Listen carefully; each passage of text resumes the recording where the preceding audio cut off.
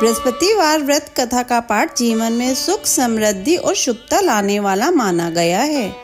इस व्रत का पालन करने से गुरु बृहस्पति की कृपा प्राप्त होती है, जिससे धन, बुद्धि और पारिवारिक सुख में वृद्धि होती है। आइए सुनते हैं ये पवित्र कथा। किसी गांव में एक साहूकार रहता था, जिसके घर में अन्न, वस्त्र और धन किसी की कोई कमी नहीं थी। परंतु उसकी स्त्री बहुत ही कृपण थी, किसी भिक्षार्थी को कुछ नहीं देती, सारे दिन घर के कामकाज में लगी रहती। एक समय एक साधु महात्मा बृहस्पतिवार के दिन उसके द्वार पर आए और भिक्षा की याचना की। स्त्री उस समय घर के आंगन को लीप रही थी। इस कारण साधु महाराज से कहने लगी कि महाराज, इस समय तो मैं घर को लीप रही हूँ, आपको कुछ नहीं दे सकती, फिर किसी अवकाश के समय आना। साधु महात्मा खाली हाथ चले गए। कुछ दिन के पश्चात वही साधु महाराज आए, उसी तरह भिक्षा मांगी। साहूकारनी उस समय लड़के को खिला रही थी। कहने लगी, महाराज मैं क्या करूं, अवकाश नहीं है, इसलिए आपको भिक्षा नहीं दे सकती। तीसरी बार महात्मा आए तो उसने उन्हें उसी तरह से टालना चाहा, परंतु महात्मा जी कहने लगे कि यदि तुमको बिल्कुल ही अवकाश हो जाए तो मुझको भिक्षा दोगी। साहूकारनी कहने लगी कि हाँ महाराज, यदि ऐसा हो जाए तो आपकी बड़ी कृपा होगी। साधु महात्मा जी कहने लगे कि अच्छा, मैं एक उपाय बताता हूँ।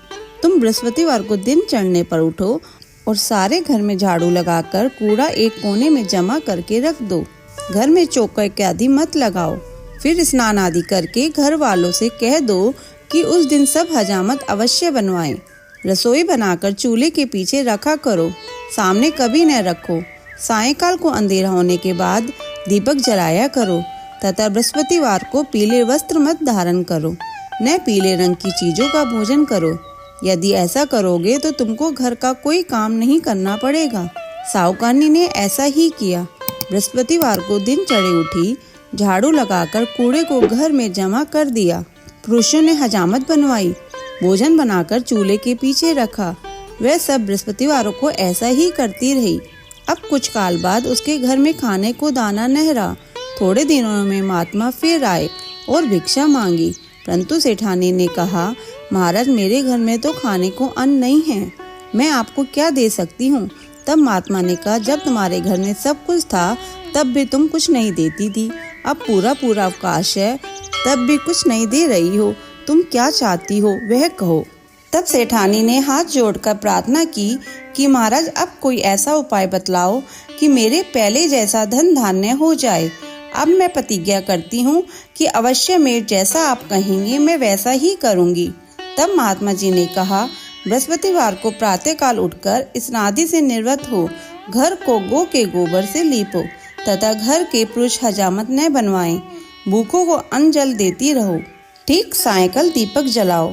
यदि ऐसा करोगी तो तुम्हारी सब मनोकामनाएं भगवान बृहस्पति जी की कृपा से पूर्ण होंगी। सेठानी ने ऐसा ही किया और उसके घर में धन धान्य वैसा ही हो गया जैसे कि पहले था। इस प्रकार भगवान बृहस्पति जी की कृपा से अनेक प्रकार के सुख भोग कर दीर्घ काल तक जीवित रही। बोलो बृहस्पति भगवान की जय। कथा संपूर्ण। अगर आपको ये कथा सुनना अच्छा लगा हो तो इसे लाइक करके शेयर करें। चैनल पे नए हैं तो सब्सक्राइब करें।